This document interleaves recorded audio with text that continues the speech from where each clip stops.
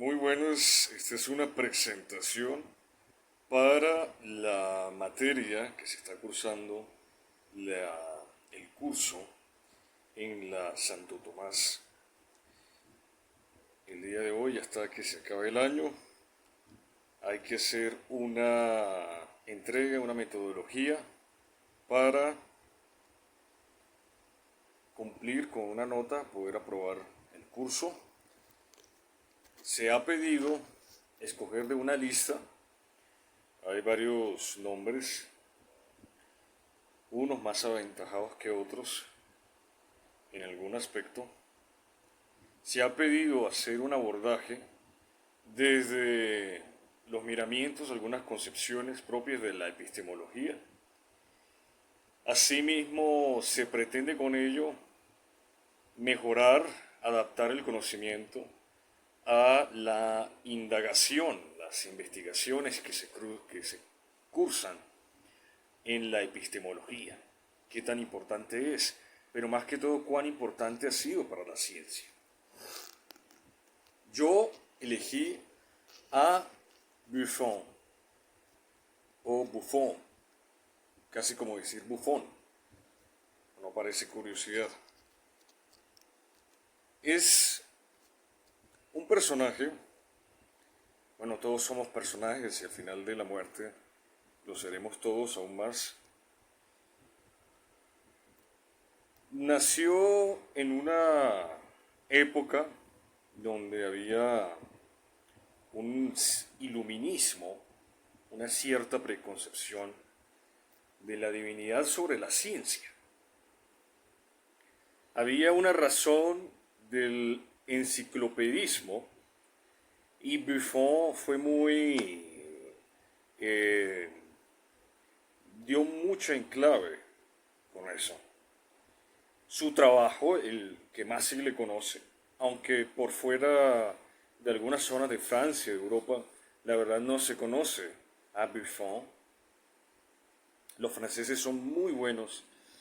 Ellos fueron los que iniciaron el boom, aunque no lo crearon, de la cuestión enciclopédica, tan importante que es, pero no se utiliza hoy mucho, pero sí lo podemos encontrar en los grandes centros y en las grandes edificaciones, donde hay una muestra en escena, una gran representación de la historia. Se maneja desde ese punto. En todo parece que hay sesgo, y en la historia académica y en lo que se da como historia, a partir del relato, mucho más. No es un sesgo cognitivo, es un sesgo de dar cuestión a las cosas y de poder relatarlas. Buffon dio este enciclopedismo, viene de la Ilustración francesa, no directamente, pero como ambiente dador a otro ambiente y así de manera sucesiva, casi como un efecto dominó. Podemos ver un enclave, una nota muy causal que fue la tipología. Y esta tipología se luchaba con, había una dejadez en donde la escolástica tenía un papel predominante, aunque no totalizante, en la época. Parecía que ya estaba dejando los pañales, pero esto por dadas otras circunstancias, otras teorías, otros marcos de conocimiento que ya se habían graduado y que ya se habían reformulado. Porque Hegel, por ejemplo, no dice todo en su concepción sobre la historia. Hay una microsíntesis de poder y de historicidad que vale tener muy en cuenta para entender de manera totalizante, compleja desde el análisis, no para explicarlo, sino para llegar a una síntesis dadora, en que se dan unos cambios de matices en el ambiente y de la concepción de la norma. Y esto es muy causal, esto fue una gran circunstancia que originó en estos cambios paulatinos, pequeños, muy circunstanciales, que fueron sacando de esa silla a la escolástica. Había un cierto sistemismo graduante, no de manera totalizante, axial, y unas divagaciones que valen tener muy en cuenta. El papel del sujeto, pero también cuando uno piensa la historia y cómo uno está pensando la ciencia, como un sujeto divagador, como un sujeto que propone, pero que también se problematiza. No desde la reflexión, sino la relación y el papel actitudinal que va teniendo. Esta ilustración dio unas facetas para uno cuestionarse. No es que la ilustración haya dado unas cápsulas, hay que cuestionarse, sino que dio unos vacíos, dio como un aburrimiento para que unos nuevos actores entrasen a discurrir en la historia. Y aquí un papel de ello tuvo lo empírico descriptivo. Y precisamente el libro de Buffon, que ahora no lo recuerdo el título, es empírico y es descriptivo. Y se basa mucho en la tipología. Describe de manera casi que totalizante la cuestión de los animales, pero desde ese punto de vista. Y allí podemos ver el empirismo que se estaba dando ya con Hume, no de manera causal directa, sino por un raigambre en el ambiente, dándose la ilustración como una gran faceta de construcción del análisis y del método. El método científico, y yo creo esto ya es más que todo una consideración mía, parece ser muy rígido y como que se sigue una regla, pero no deben haber reglas en la ciencia. Y la ciencia no debe obedecer de manera tan fáctica a un carácter epistemológico. Y de que el método científico se siga por unas reglas, eso abunda y redunda en la capacidad subjetiva, en cómo el sujeto media con el análisis y el conocimiento que tiene en el entorno. Entonces, yo creo, y esto no lo han dicho los autores que tocaron el poder, que lo que más hace daño es lo que nunca se dice, y lo que se hace siempre de la misma manera, con los mismos análisis, pero esto a partir de lo no dicho, de lo no verificable, porque no hay ni siquiera un ápice en la cuestión que se pueda nombrar. No solamente que se siga una misma regla, como decía mucho el científico Einstein, aunque a Einstein también hay un caso muy connotado de plagio y que Einstein no citaba.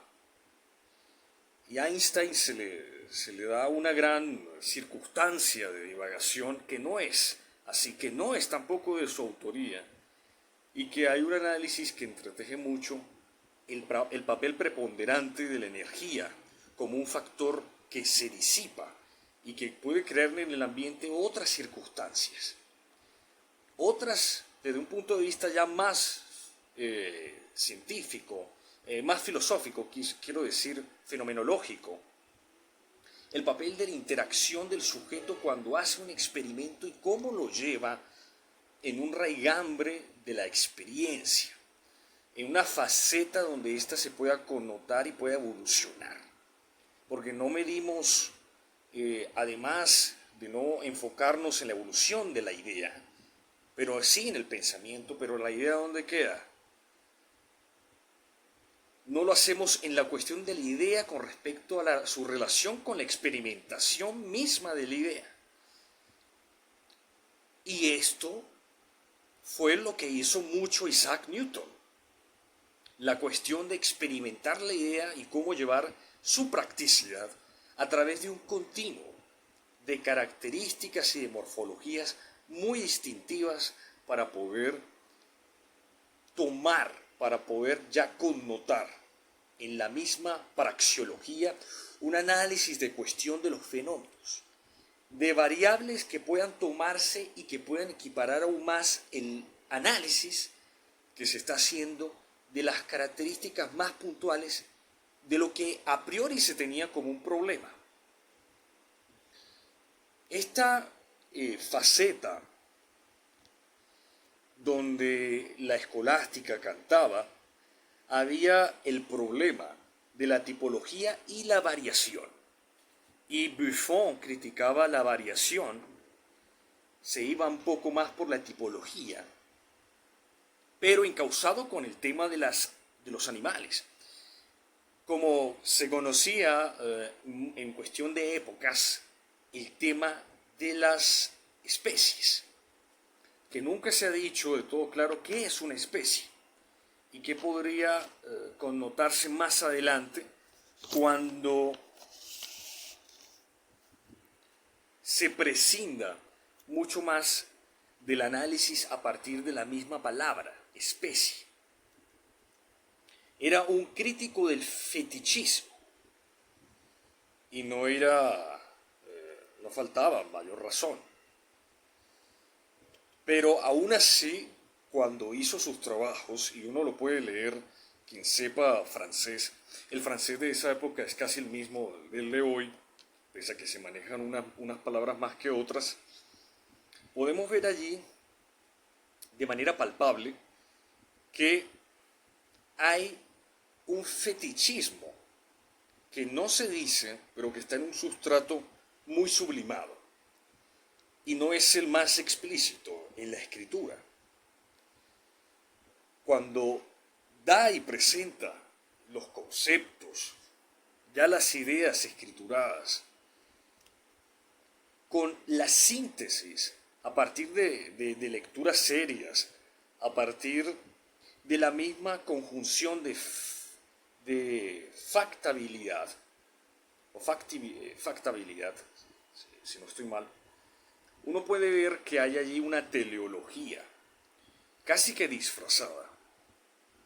Una teleología que va no porque se problematice la idea, porque la cuestione, sino porque en las mismas facetas encausadas, en esa connotación de las perífrasis, de las proposiciones que se dan allí, de las oraciones también varias, gramaticales, en el menudo libro, porque tiene cientos de páginas y duró toda la vida haciendo su obra. Es una sola obra, pero está enmarcada en varios tomos. Son unos 4 o 5 tomos, o si no pueden ser 11 libros que se puede dividir en total la obra, o 17 artículos, aún más porque el artículo como cápsula va haciendo la variación de las otras dos, es más pequeño, entonces serían 17, casi 19 pequeños libros. Pero Buffon no era analítico y esa obra tampoco lo era. Son unas descripciones muy naturalistas de la época. Ahora ponerse a leer Buffon casi que no sirve para nada. No es que lo que él haya hecho no sirviese, sirvió para la época. Pero a partir de la transgresión y transevolución que se fue dando, hoy en día leer algunas autorías, algunos escritores, no sirve de mucho. Y nunca ha habido una autoría tan seria. A Newton no se le impostó, pero en términos generales, casi que vagos. Y la ciencia hoy se ha dirigido por el rumbo de la tecnología y de la informática. Las finanzas han pululado e inflamado de manera usufructuante la capacidad de la ciencia para pensarse en su propia practicidad. Pero la ciencia, por sus mismos modelos fácticos de ciencia, no se modula y no ha entrevisto cuál es su capacidad propia argumental para dar una cuestión de poder perseverar en el trauma que ha significado en los traspasos y los y los microambientes, esto que incluso Hegel no prestó mayor atención. En la ciencia como círculo, como síntesis, como una gran antítesis que nunca llega a consolidarse. Buffon era un gran coleccionador, y eso es muy bueno. Pero uno puede saber mucho de la ciencia sin ni siquiera hacer mucha ciencia. Pero para llegar a una mayor síntesis hace falta tener un esquema, una rigurosidad. No tener todo y todo. Y buscar eso es algo muy complicado. Es algo que en lo personal, individual, no lograron ni Darwin, no lograron los demás pensadores que fueron escritores. Darwin no escribió mucho, pero tampoco escribió poco. Comparado, por ejemplo, con lo que ha escrito Gabriel García Márquez, Darwin ha escrito un poco menos. Bueno, haciendo una comparación de lejos de la cantidad de palabras,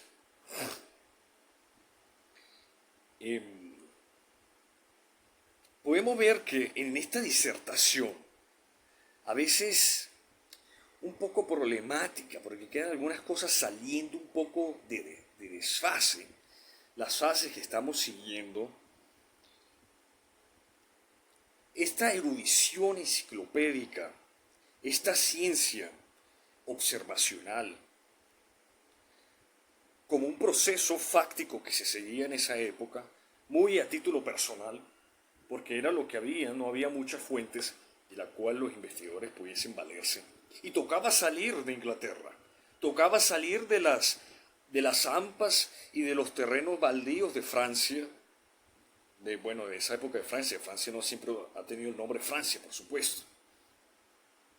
Francia ha sido un círculo, un gran empolio de desastres, pero también de gloria muy iluminadora. Podemos ver que esto ayuda a mantener un orden, casi que una esquemática. Así no llegue a ser tan secuenciadora de sus propios actos y muy consciente, pese a que sabe qué es lo que hay, no lo puede llegar totalmente a absorber. Todos ellos eran conscientes de lo que había que hacer, pero nunca llegaron a tomar siquiera unas tácticas a modo personal para llegar a dar con esos problemas. Porque la ciencia, y esto es simple decirlo, pese a que la ciencia parece que te diga cómo deben hacerse las cosas, no hay que seguir eso. Los que en verdad buscan un atajo y los que sienten una epifanía muy grande para solucionar sus problemas. Piénsese, por ejemplo, en Eureka, cuando Arquímedes saltó de la bañera, esa gran expresión que se quedó en el idioma. En el inglés también se utiliza la expresión eureka. No recuerdo muy bien si se puede decir también eureka completo. Sí, creo que sí. La ciencia, el primer núcleo de él es el individuo, el sujeto. Pero no filtrado desde la filosofía, sino de la experiencia viva, y no puede haber nada escrito sobre ello. Uno puede hacer un tratado, no se puede hacer un tratado sobre ello. Puede hacer un tratado sobre el vacío del átomo, cuánto vacío hay en el universo y si el vacío es lo que mayormente conforma el universo, o si es la materia bruta, así sea muy pequeño, habiendo un enorme vacío lo que conforma todo lo visible, y parece que esa es la tendiente. Y uno puede hacer una gran obra con eso, pero desde la teoría, la epistemología, uno no puede enganchar al sujeto que elabora o que practica una fenomenología del saber. Eso es ridículo y puede llegar a ser muy dañino. Perder mucho tiempo. Todos perdemos tiempo, ¿no? En un sentido vago. Pero el sujeto es el que busca. No podemos colectivizar cómo hacer ciencia y cómo llegar a los problemas de la ciencia colonizando el sujeto. Entonces, en vista de esto, atribuye efectos el ambiente se da de maravilla, esa descripción, a veces muy factual, pero no llega a terminarlo tampoco, pero no explica nada. Y Darwin tampoco explicaba. Darwin parece que no explicaba mucho. Algunos dicen que no explicaba nada. Ya lo negativizan completamente. Y cuando uno lee y vuelve a leer El origen de las especies y lee otra de las obras menores de Darwin que están allí y que uno puede leer hoy, con el Internet hay un acceso global a todo y eso trae unos pequeños problemas, pero es mayor la oportunidad que da que el propio defecto. Uno puede entender que ese ambiente, a veces relativizado por las propias explicaciones, no llega a consumarse en un acto que permita falsear, que permita dilucidar con una mayor capacidad argumentativa los propios núcleos del saber. Cuando trata de elaborar una síntesis, se va por las palabras y sigue una cuestión de ditirambos que nunca llegan a coger la idea. Hay un montón de palabras, si uno puede tomar todas esas palabras de los ensayos, hay cosas muy sustanciales y buena parte de ellas, o la mayoría, quedan en unos efugios narrativos, circunstanciales con la propia facticidad que él presuponía, pero no enganchan con la síntesis problemática. La mayoría son unas palabras, no digo del todo vacías, pero sí que solamente es proposicionismo y queda con una vaguedad de síntesis. No enganchan y pueden llegar a conmover. Hoy, pese a que la gente no lee mucho y son más los que viven en el planeta,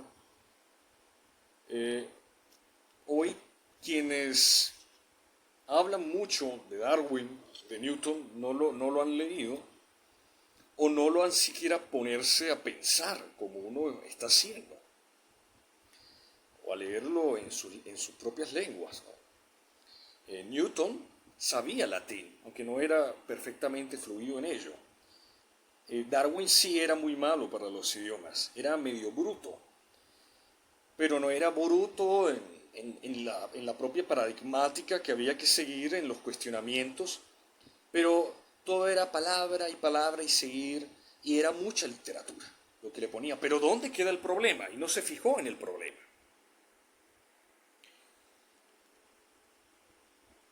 ¿Dónde está que el ambiente puede generar cambios? Ese sustrato, la cuestión del clima, la temperatura, ¿cómo puede generar unos cambios y unas modificaciones en las especies? Eso no lo trató Buffon. Y Buffon se puso a describir y a detallar muy bien. Eso lo hizo Linneo y lo llevó a su más alto grado.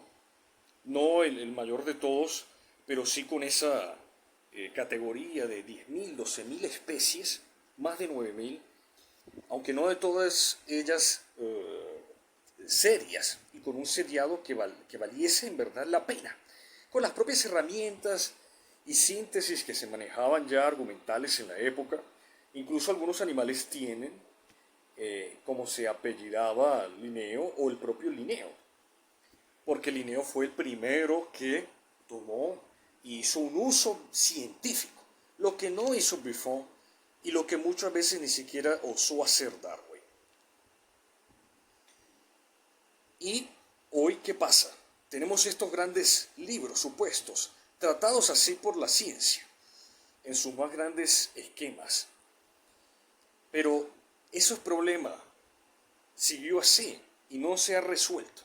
Esos grandes problemas que están allí no han sido del todo confeccionados, mirados, tratar unos aspectos sobre otros y mirar cuáles son de ellos los que más podrían ser retratados, así no sean dados por cirugía.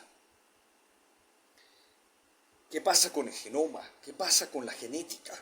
Los cambios, el tiempo y las escalas, la poca formalización, lo mal trabajados que eran los planteamientos que hacía Buffon, porque muchas veces ni hacía una síntesis grupal de la propia fenoménica que manejaba. No era alguien de campo, era alguien más de ciencia observacional.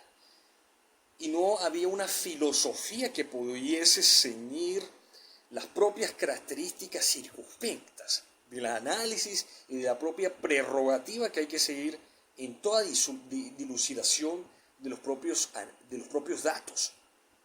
Buffon no era de esos. Eso sí lo tenía, por ejemplo, Humboldt. Pero Humboldt, lo que tenía Buffon le faltaba a Humboldt.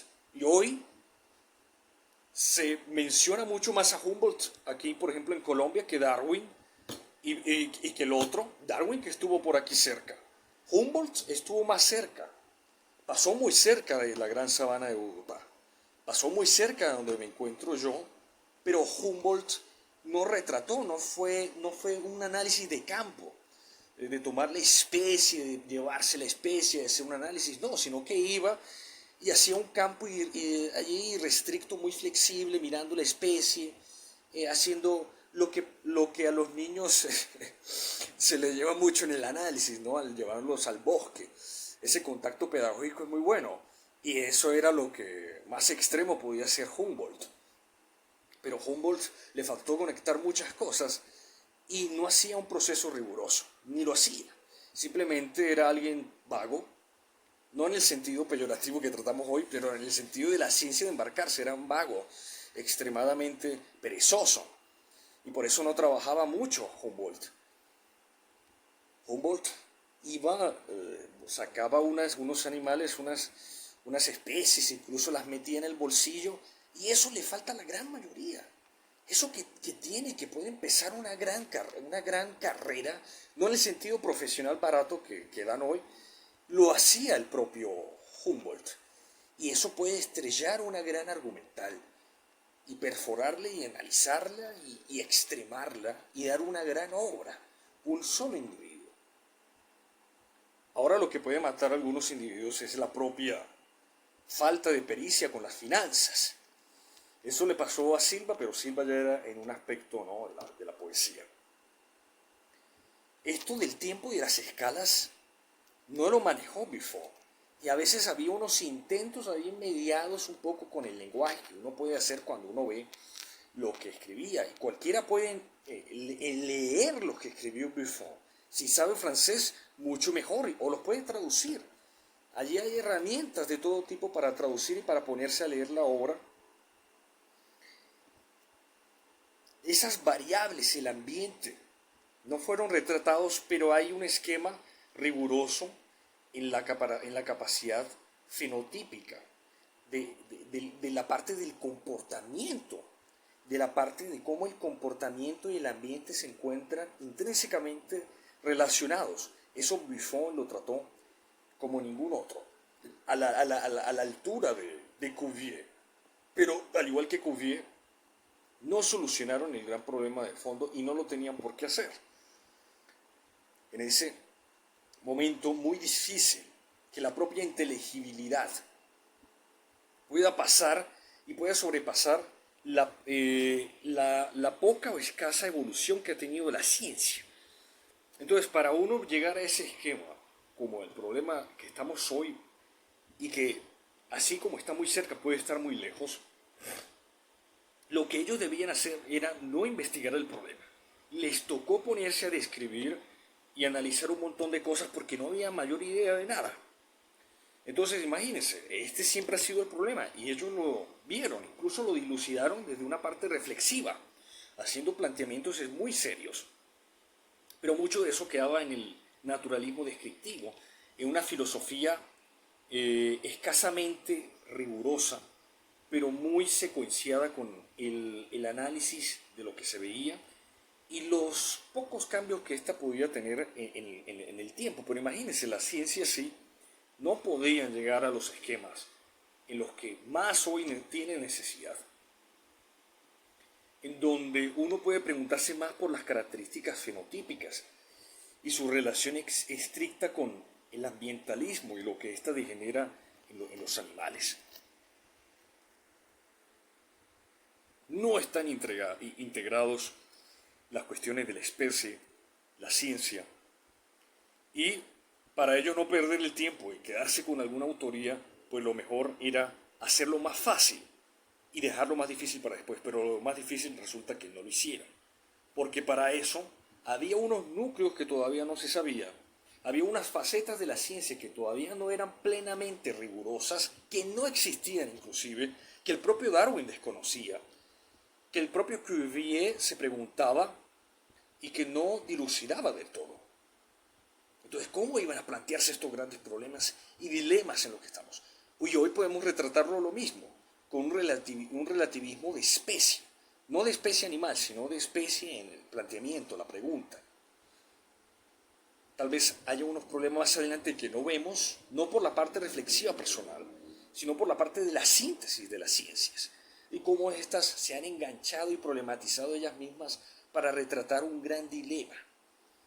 Y hoy, pues, quienes salen mucho de las universidades y de los centros no están graduados en este problema, no están sintetizados, porque están enganchados en la parte escolar, del planteamiento, ni siquiera cercanos a esa encrucijada donde está la evolución de la ciencia, que no es perfectamente lineal, ni siquiera digo que lo sea, pero que si uno ve esas barreras, esos paralelismos, perfectamente hay un enganche que permite a la ciencia poder guiarse, poder dilucidarse. Esas variables, eh, uno las puede ver ahí de manera casi que implícitas. Un ambientismo, un perfeccionismo de la técnica y de la rigurosidad en el planteamiento, en los esquemas que se van dando.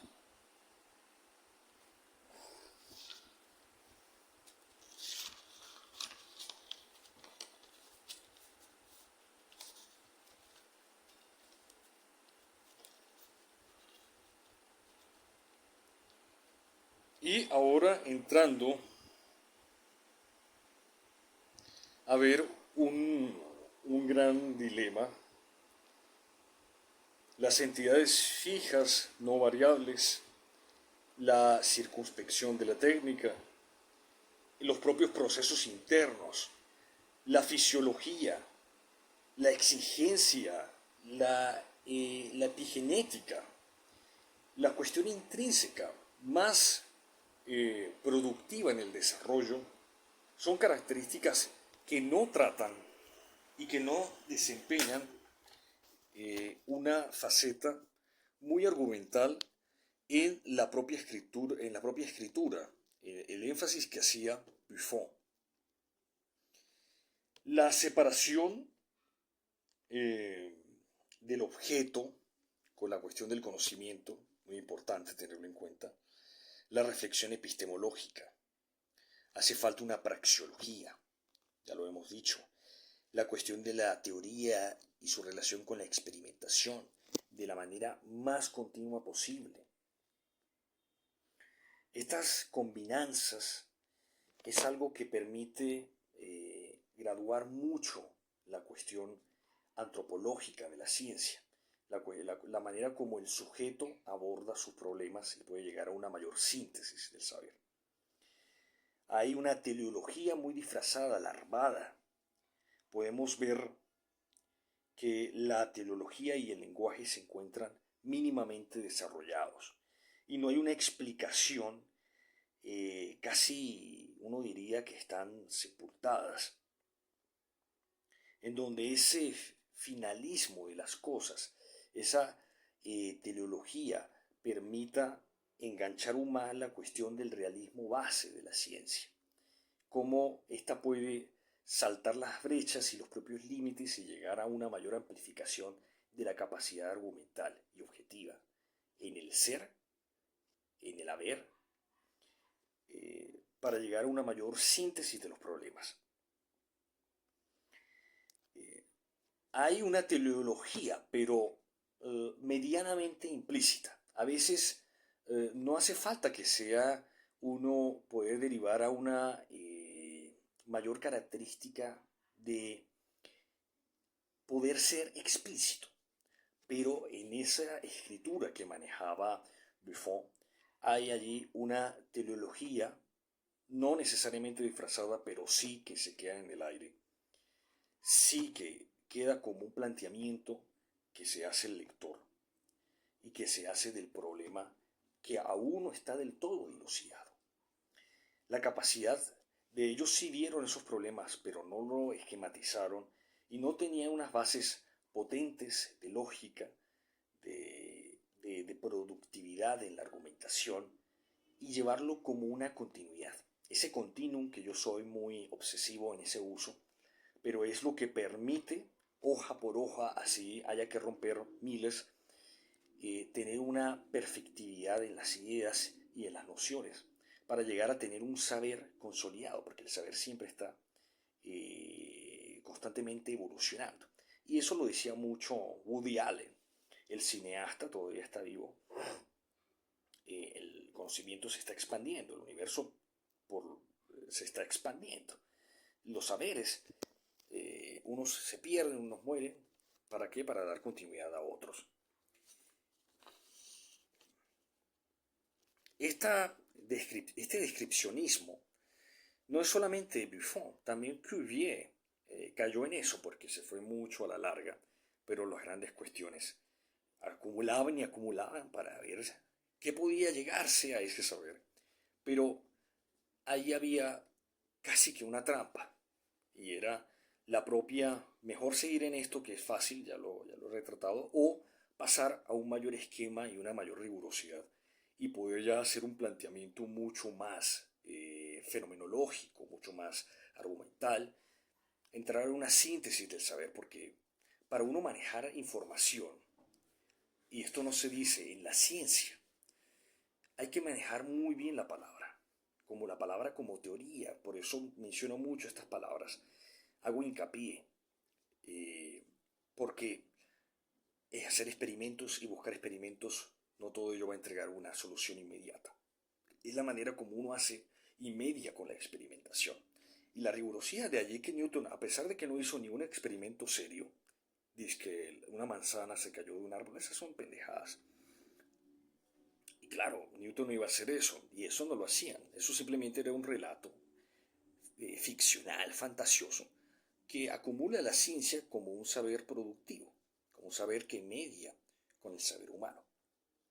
La ciencia va creando incluso un saber que no es del todo humano, pero son esquemas que van saliendo del propio relato de la ciencia. Y eh, uno puede hacerse muchos experimentos mentales, y uno de los mejores casos en eso fue Poincaré, pero nunca llegar a una mayor consolidación del saber. Pero, por ejemplo, Poincaré era muy bueno en su propia literalización de las pruebas, de los métodos por descubrir, de los métodos que hacía falta perfeccionar en la técnica, en la propia teoría personal que se va manejando con ellos. Y de ahí que él haya ideado un montón de desarrollos y de teorías y de consumaciones que tienen su propio nombre, porque fue él. La relatividad se la debemos en parte a Poincaré, pero Poincaré está allí muerto. No se sabe nada. Y hoy, pues todo el mundo hablando de Einstein por allá, Einstein por acá. No, y Einstein es una fantasmagoría que se creó. Habría que ver. No voy a entrar en conspiración, pero no es conspiración necesariamente.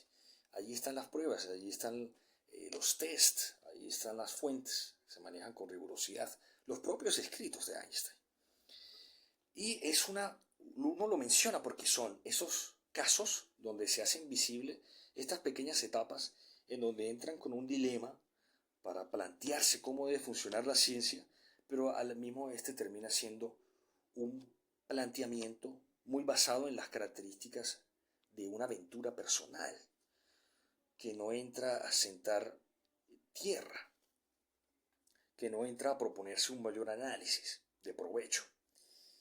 La naturaleza de campo, la biología del desarrollo, esa morfogénesis son esenciales para llegar a dilucidar las grandes cuestiones. la genética, la epigenética, que faltó mucho en Darwin. Podemos ver la modelización matemática, hacer de la matemática un gran énfasis en la biología, hacerla como un constructo, no solamente como algo auxiliar. Y todas estas prerrogativas, podemos ver los campos vectoriales, las identidades que sean como una capacidad de análisis productivo en un vector. Son cosas que no trabajaron los naturalistas, y en esta propia evolución fue muy importante el naturalismo. Esa propia segregación que él mismo se fue haciendo, esa propia practicidad, ese enganche y desenganche, esa evolución, esa tapalera muchas veces que permite que una ciencia pueda avanzar y pueda hacer una mayor teoría de análisis, de metaanálisis en la cuestión. Podemos ver que son facetas en donde el sujeto se empieza a luchar con su propio conocimiento, a ver cuál de ellos todos es el más valedero. Y en esa propia negación que hace el cerebro, en sus propios constructos del saber, porque más allá de manejar las propias cosas como esquema, que muchas veces no es productivo, hay que pensar en cómo evoluciona el saber en el individuo. Y ahí se harán muchas cosas. La epigenética, cómo el ambiente puede generar cambios. La propia genética, que no la sabía Darwin, y Darwin pensaba que la concepción ocurría por una parte del cuerpo, que algunos la sabrán, quienes estén viendo aquí esta grabación, que era lo que ocurría exactamente, porque pensaba que era por un simplismo, parcialmente enajenador, pero por costumbre, no tanto por un desarrollo inverosímil de las propias prácticas científicas. Esos grandes vacíos y lagunas, más que todo, llenan y por una inductividad encausada hace que las propias personas, incluso muy bien letradas y van muy bien alineadas en sus propios esquemas de desarrollo, lleven a tener unas creencias tan desfasadas, tan alejadas del propio marco más actualizado que lleva allí la ciencia, que no es estático, que siempre no puede definirse hasta el último gradiente. Es algo que siempre consta de pequeñas partes y que no se puede tener ni una sola certeza. Porque entonces la ciencia va a caer en los grandes problemas, así como los que cayó la religión, y que la religión nunca superó, porque la religión ha sido religión, y no es una explicación tonta que doy. La religión hay una necesidad muy grande al del sentir y la muerte, pero la ciencia ha caído en un error que la religión nunca ha podido superar, y es esa síntesis. Vuelvo y lo repito, estas palabras son muy importantes. Esa propia confabulación con la necesidad del saber y con la propia insatisfacción del que se tiene. Enganchado con unas lagunas y unos metaanálisis que más que sean disruptivos son desactualizadores, dislocan. Podemos ver las dinámicas de grupo, dinámicas poblacionales. Todo ello no es que haya que juntarlo. Puede ser una vía que se puede mucho más adelante legitimar. Pero sí hace falta tener al menos, así sea mezclando al principio, unos componentes con otros para ver cómo estos van mostrándose y haciendo una efervescencia, van clareando cuando ya hay una mayor capacidad de pensar la idea y de hacer una nociología del saber. No hay que mezclarlo. Es muy difícil que una persona logre tener, no tomarlo literal desde la propia biosíntesis, sino de las mezcolanzas que va haciendo el propio sujeto, no por una voluntad propia tampoco, sino de lo que se va dando en el camino, la propia pragmática y la propia practicidad de los hechos, que muchas veces por intuición Y es que la intuición no se tiene muy en cuenta en los propios análisis y en las investigaciones. Y la intuición es tan importante como esos componentes de la razón cuando uno piensa, o puede ser que la intuición sea la razón, sea parte de ella, o sea eh, un, una parte que permita que la razón vaya y pueda desfasarse, no ser solamente razón, ser un componente inductivo, metafórico, sea una poética, que en esa transfunción de niveles y de metarealidades en el propio desarrollo pueda guiarse a buscar una verdad, así sea temporal, una verdad que pueda buscar una verdad mayor y juntarse con otras para crear un componente del saber que permita ya dilucidar más, con mayor capacidad, con un mayor énfasis, cuáles son las características que permitan en el ambiente, que permitan relacionarse con estas unidades del conocimiento.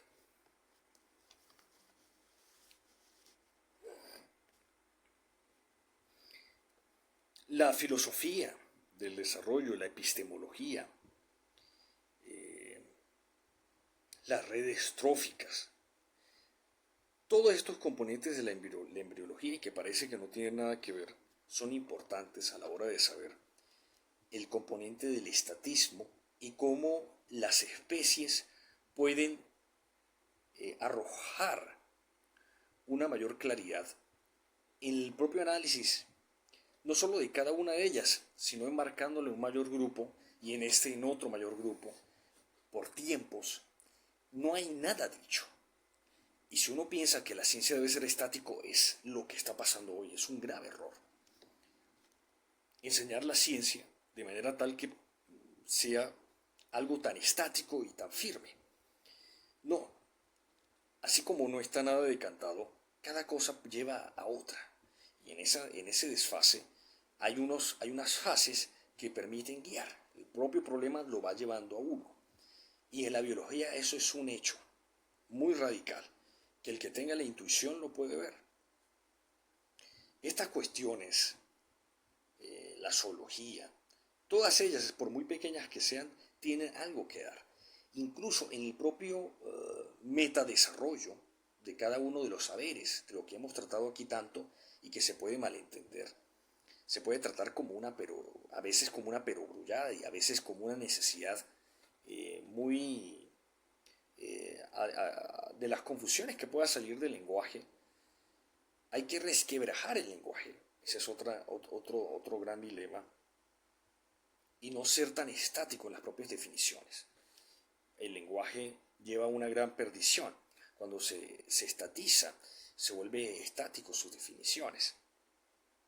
Esos componentes, todo ello no es que hay que entremezclarlo con todo, sino los propios caminos son los que van dando la luz, van dando a entender cuál es el mayor dilema y la experimentación no puede faltar en ello.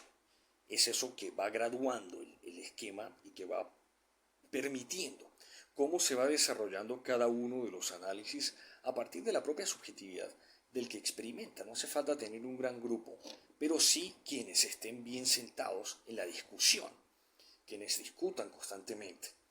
Pero más allá de la discusión, el propio cuestionamiento de los propios actos, el estarse pensando si está bien o está mal, es lo que lleva a que una teoría se solidifique aún más.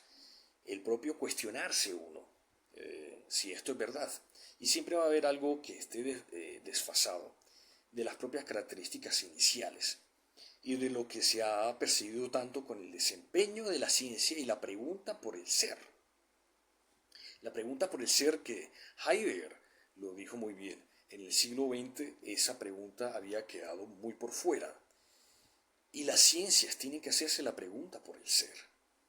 La propia, incluso en esas ramas de la física que hoy que no son del todo viejas, la física no es una ciencia tan vieja. La biología es un poco más vieja. Y si uno lo relativiza es mucho más vieja que la física. agrandando esas pocas gradientes de desempeño que han tenido unas con otras. Eh, Todas estas caracterizaciones que estamos haciendo, la astrobiogénesis, cómo puede ser que la astrobiología puede dar algunos, más que todo al revés, la ciencia con ella, un mayor representación, argumentos, para poder dar y sentar en pie las bases de la astrobiología. Porque tal vez la vida en la Tierra no sea tan diferente como en otras partes.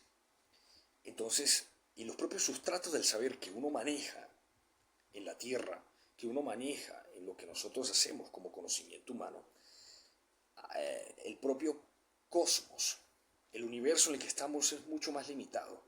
Cosmos es algo mucho más grande y maneja unas perfectibilidades que ahora harían mucho más penoso el esquema de trabajo con el que estamos trabajando. Y la astrobiología puede dar mucha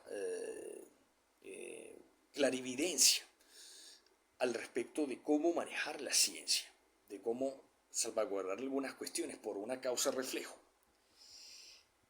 Y la astrobiología, pese a que no sea algo tan serio hoy, pese a que no tengamos al parecer indicios de vida por fuera, porque lo podemos manejar. Si lo manejáramos de manera muy perfectible, iba a decir perfecta, pero casi que son la misma cosa a estas alturas,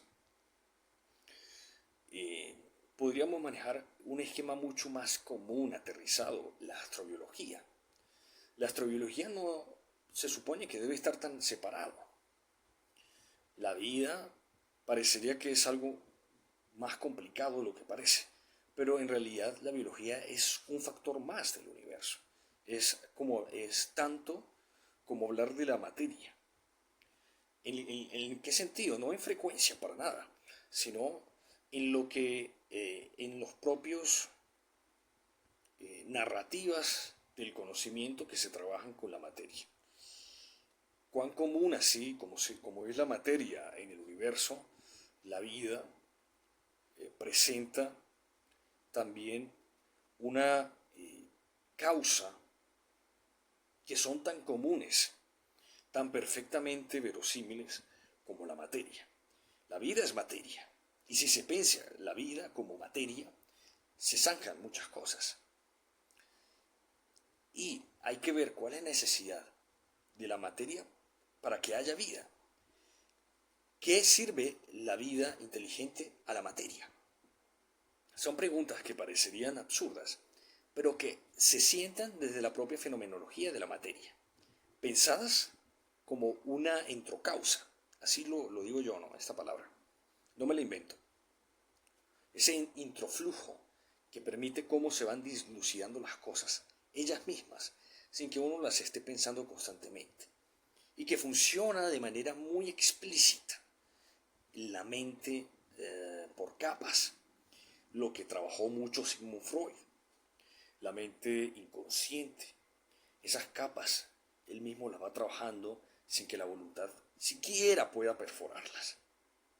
Y no digo que exista algo como lo vio Freud, para nada, simplemente es una manera de cómo esos propios ejes que cree que uno tiene que trabajarlos para que estemos modificando, van dando respuestas y sus propias necesidades las van guiando hasta llegar a un mayor grado de introflujo y borrando y penetrando desde múltiples aristas el esquema de perfectividad y de imperfectividad que se vaya a llegar en esa síntesis, que uno no puede ser consciente y que uno no puede ver hasta que salga el chorro de fenómenos que se van explicitando.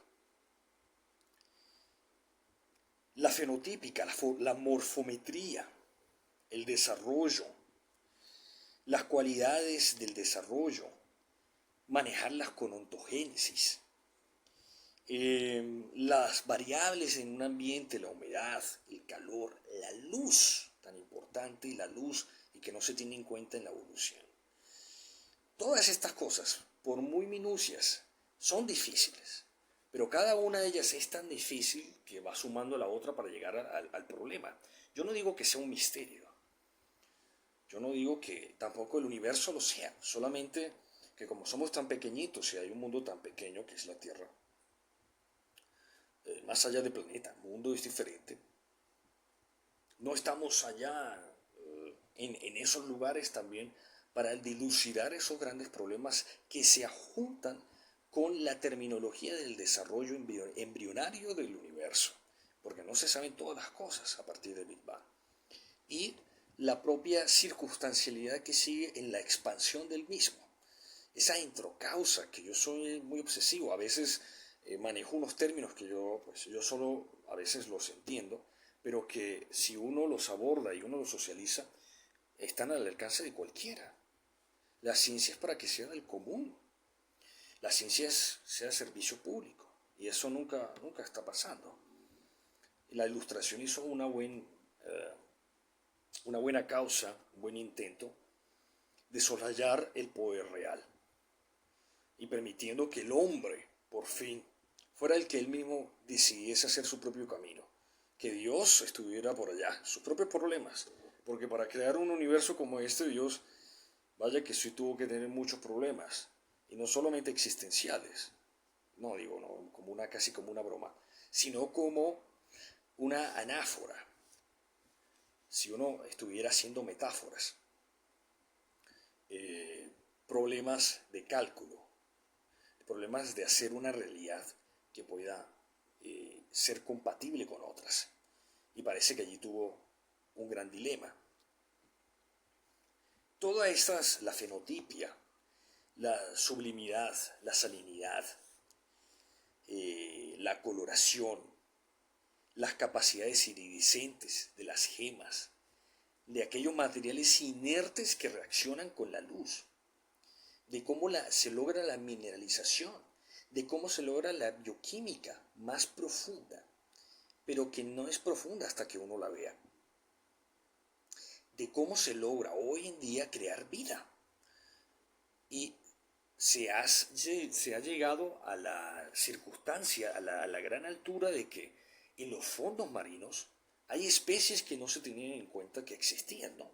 Por ver especies como aquella unidad con vida, ¿no? Manejarla con ese simplismo en lo observacional, facial, casi que meditativo, en la propia regla de la capacidad discursiva, saliendo de toda ciencia y entrando al cuestionamiento cuando uno lo lleva a la oralidad plena, como una comunicación.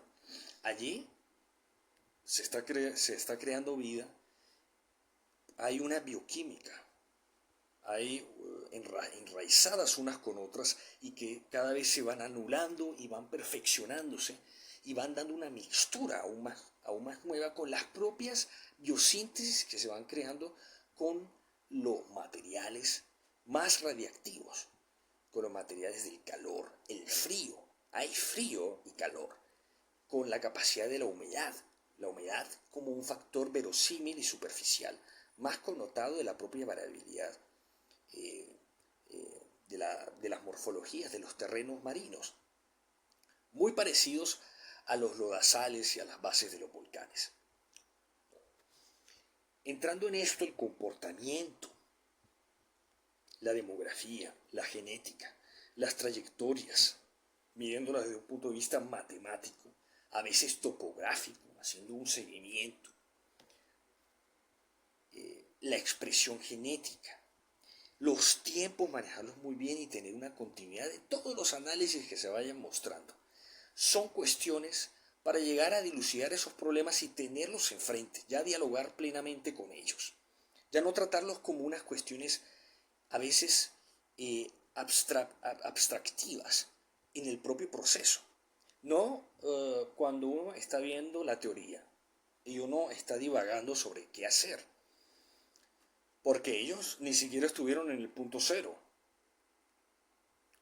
Allí están las obras y uno puede ver las lagunas y uno puede ver los entresijos, aprender de lo que ellos aprendieron. no hacer lo que ellos hicieron y hacer lo que faltó por necesidad, por una simbiótica en los análisis. Y uno puede ver cómo ellos trabajaron a partir de la propia escritura. Escritura que es un análisis que puede hacer un buen lingüista. Cómo una persona escribe es como una persona piensa. Cómo una persona hace su firma, cómo una persona escribe en determinados casos, si está encerrado, si está abierto, si está hablando mientras está escribiendo o está hablando por teléfono. Todo eso uno lo puede ver a partir de una síntesis mucho más pequeña. Bueno, y así uno lo puede llevar esto en la interpretatividad que estamos manejando por medio de sinuflexión con las propias características del desarrollo del análisis, manteniéndolo a partir del sujeto. Su relación constante con el objeto tiene que cambiar. A veces el objeto es en el que debemos estar pensando y cómo nosotros somos los que estamos siendo modificados a través de los planteamientos más rigurosos que creemos tener. La genética, los tiempos, la longitud de capacidad degeneracional, las respuestas a estímulos, ambientes, a una temperatura en específico, cómo medirla, hacer siempre gráficas, tablas, análisis, un paradigma se va entrecruzando con otro, va permitiendo que se forme un introflujo y una sinuflexión muy capaz de romper con las propias barreras de conocimiento de la fenotipia, de las características de expresión, la variación, ese dilema que estamos hablando antes, ese ambiente del conocimiento en el cual fue desarrollándose y fue desarrollando sus propios planteamientos Buffon. La demografía, las cuestiones poblacionales, todo eso se puede meter en la matemática y sin hacer mayores daños, simplemente sirviendo como una ayuda inteligente. Pero como el biólogo trabaja solamente la biología, no puedes desarrollar ese máximo, esa máxima. A mí no me gusta utilizar potencia. Esa es una palabra muy dañina y una palabra muy enrevesada que no va con las circunstancias más perfectibles de la realidad, haciendo un respeto por la ontogénesis que estamos manejando. Y ahora muy bien, separar la genética del ambiente, cómo la genética lleva a estas circunstancias en el ambiente. Y todo esto estamos manejando de la epistemología, las grandes cuestiones, los grandes paradigmas, lo que faltó, ese introflujo también lo puedo llamar así, me encanta y no siempre es lo mismo. Esas respuestas de esquema, de temporalidad fija en el desarrollo de metadatos y de datos. A veces cuando uno tiene muchísimos datos es muy bueno meterlos en un solo. Esas son grandes viabilidades que no puede llevar una sola persona, sino que se hacen con una tecnología pura. No hace falta gastar tampoco mucha plata en eso. No hay que pensar en eso como un limitante. Pero un metadato así, uno saltándose las matemáticas más complejas, puede llegar a un análisis muy bueno, ya pasándolo al propio análisis individual. El registro morfométrico, el registro cualitativo-cuantitativo, las dos como sinergia.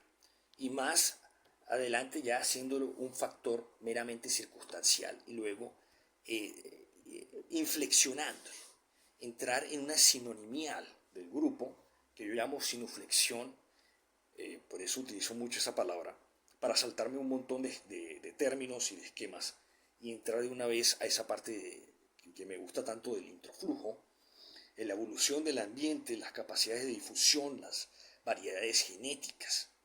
Eso lo habíamos hablado, pero de manera parcial. La propia sinergia de grupo, los medidores, la difusión en el ambiente, los registros de campo, no dejarlos a un lado. Hay que hacer de todo, pero no manteniéndolo en el tiempo. Tampoco metiéndose en grandes paradigmas, no llevan a nada. Y uno lo puede hacer en un campo, uno lo puede hacer en una montaña. Y esto lo tuvieron muy en cuenta los naturalistas.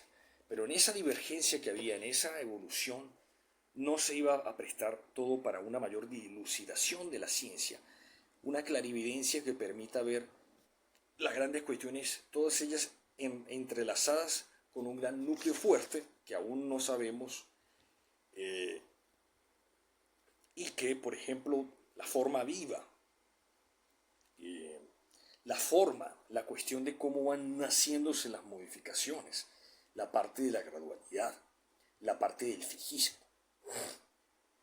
Esto lo entendió, aunque de manera limitada, Cuvier, pero él se lanzó y a través de su historia natural, Histoire naturelle, él pudo hacer un compendio muy bueno sobre las características en las cuales se basó eh, de los animales para hacer sus propios miramientos y, y hacerlo en detalle, que era la gran cuestión que hacía y que le fue muy y que se le dio su propia autoría.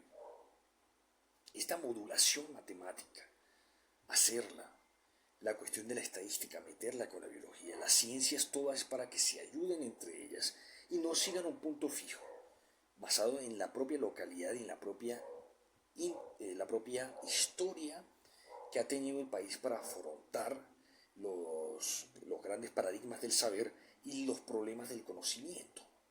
Poder entrar en ellos y poderlos ver ya como un esquema más que pueda flexionarse, pueda entrar en una mayor interacción a partir de la subjetividad del objeto y la subjetividad del ser en el haber y en el conocimiento. Que esto ya sea una manera de cómo medimos, cómo hacemos para mediar con el conocimiento. Que el conocimiento no sea algo solamente estático y ahí mirar a ver cuál es la mejor. Así no funciona y así se va a perdónenme esta palabra, cagar más la biología, porque la biología tiene una capacidad para totalizar las demás ciencias. No es la matemática, no es la física, ni siquiera la estadística es una rama de la matemática. Allí el único que tiene la palabra es la biología. La interacción, los entes, todo esto lo puede, ya por las anteriores claves que hemos manejado, manejar con rigurosidad en el campo, viendo modificaciones que se dan en tiempo real, la parte bioquímica, la parte genética, lo que uno come, la alimentación, esos son cambios que más adelante en una capacidad ya de mayor circunstancia de tiempo generan en evolución. La ciencia biológica es la que tiene la última palabra. Muchísimas gracias.